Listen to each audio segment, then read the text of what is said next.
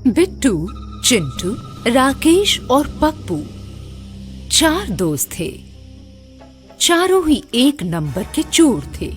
एक दिन चारों दोस्त एक सेठ के यहाँ चोरी करने गए।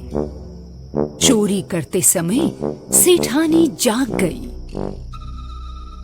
इससे पहले कि सेठानी शोर मचाए, उन चारों ने मिलकर सेठानी को मार दिया।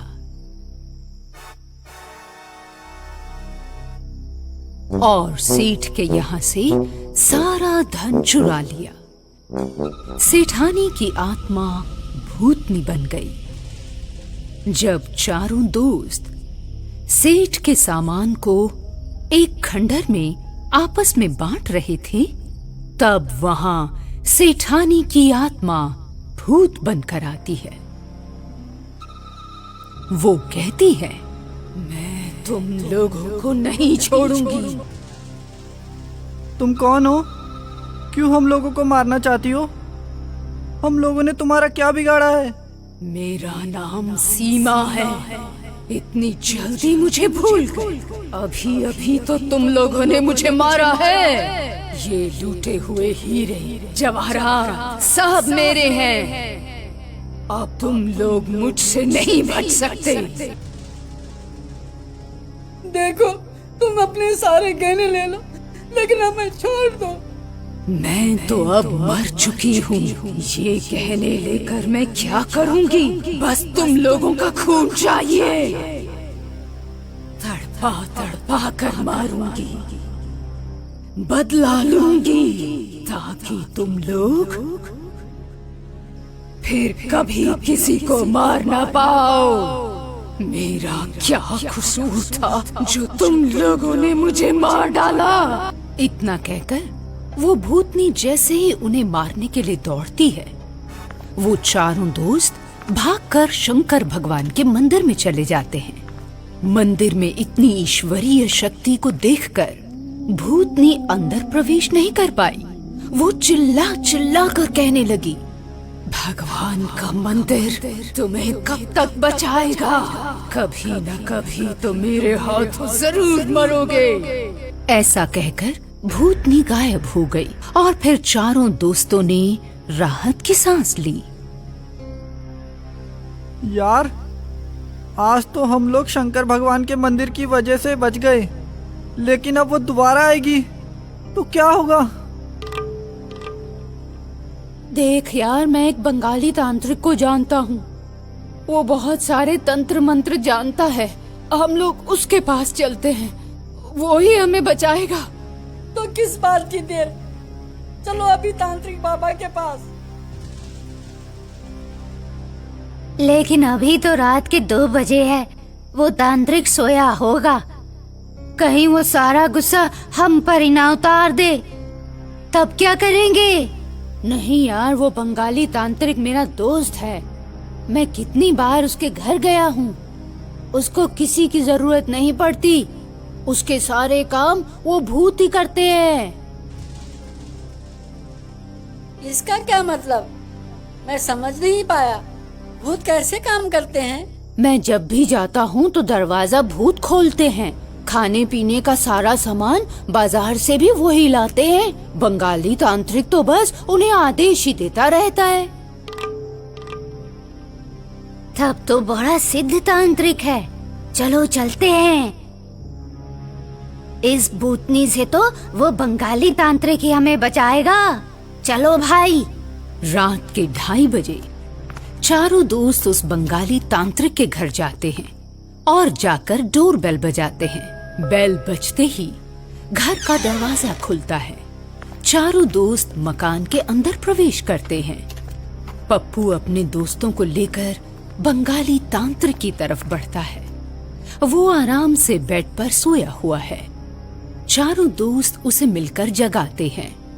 वो नींद से उठता है और कहता है, अरे पप्पू, अचानक इतनी रात को, और वो भी अपने दोस्तों के साथ?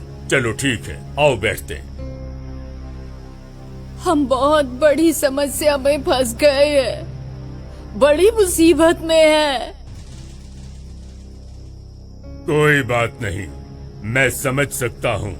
तुम सब भूतनी से घबराए हुए हो ना? हाँ, लेकिन आप ये कैसे जान गए? मैं सब जानता हूँ। खैर, कोई बात नहीं। पहले तुम लोग चाय पियो, कुछ नाश्ता करो, फिर बात करते हैं। ऐसा कहते हुए तांत्रिक हवा में उंगली घुमाता है। ए मैसान, जितना जल्दी हो सके तुम जागो और चाय नाश्ता लेकर आओ। तांत्रिक का वाक्य सुनते ही हवा में ही नाश्ता और चाय सबके लिए हाजिर हो जाता है, जिसे देखकर बिट्टू, चिंटू और राकेश आश्चर्य में पड़ जाते हैं। ये तो गजब हो गया, नाश्ता चाय लाने वाला दिखा ही नहीं। तुम लोग उसको देखकर डर जाओगे, इसीलिए मैं उसको यहाँ नहीं लाया। कोई बात नहीं, अब नाश्ता करते हुए, चाय पीते हुए बातें करते हैं। हाँ, तो अब तुम लोग सारी घटना बताओ। हाँ, सारी घटना बता पाओगे या तुम लोगों के साथ जो घटना घटी है मैं बतलाऊं? इतना कहकर तांत्रिक सारी घटना सुनाता है। बिना देखे सब कुछ सही सुनने पर वहां मौजूद सारे दोस्त हैरान रह जाते हैं। ये तांत्रिक, यार किसी तरह हम लोगों को भूतनी की माया जाल से बचा ले। हाँ, मुसीबत से तो बच जाओगे, पर वो भूतनी बड़ी खतरनाक है। उससे बचने के लिए मुझे शमशान सिद्धि करनी पड़ेगी, जो कि बहुत खतरनाक सिद्धि है। उसमें तुम लोगों को मेरी मदद करनी पड़ेगी। शमशान सिद्धि करने में मैं तंत्र विद्या में सबसे अधिक शक्तिशाली बन जाऊंगा। फिर तुम लोगों को ये छोटी छोटी चोरियां भी नहीं करनी पड़ेंगी। हम पांचों फिर जो चाहेंगे वही होगा। हे तांत्रिक बाबा, इसके लिए हमें क्या करना होगा? कुछ नहीं, बस थोड़ी मदद करनी पड़ेगी। तुम लोग ध्यान से सुनो।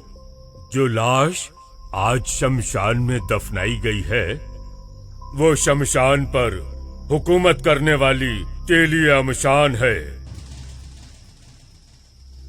लेकिन शमशान में तो लाशें जलाई जाती हैं। ये दफनाने वाली बात, ये तो समझ में ही नहीं आई। यही तो बात है। कुंवारी लड़कियों और कुंवारे लड़कों की लाश जलाई नहीं, दफनाई जाती है। वो शमशान में सबसे अलग होकर सब भूत भूतनियों पर राज करते हैं। खैर छोड़ो, मेरी बात सुनो। आज एक लड़की की लाश दफनाई गई है। हम सब साथ साथ चलेंगे। शमशान में जाकर कब्र को खोदकर निकालेंगे, फिर उसे दूध में स्नान कराएंगे। उस स्नान किए हुए दूध को हम किसी बर्तन में रख लेंगे और दूध को वापस ले आएंगे। लाश से स्नान किए हुए दूध की दही जमाएंगे, दही का घी निकालेंगे, उस घी का चिराग जलाएंगे और चिराग के जलते ही भूतनी हमारे वश में हो जाएगी और फिर हम इस दुनिया पर राज करेंगे। अगले दिन पांचों ही पांचों दूध लेकर शमशान पहुंचते हैं और रात में जैसे ही लाश को जमीन से बाहर निकालते हैं, स्नान कराए हुए दूध को लेकर जैसे ही आगे बढ़ते हैं, वो लाश भूतनी बन जाती है। उसके साथ सेठानी भी थी। दोनों मिलकर इन पांचों को मौत के घाट उतार देती हैं और इस तरह शमशान का प्रयोग अधूरा ही रह जाता है। तभी तो कहा गया है कि बुरे काम का नतीजा बुरा ही होता है।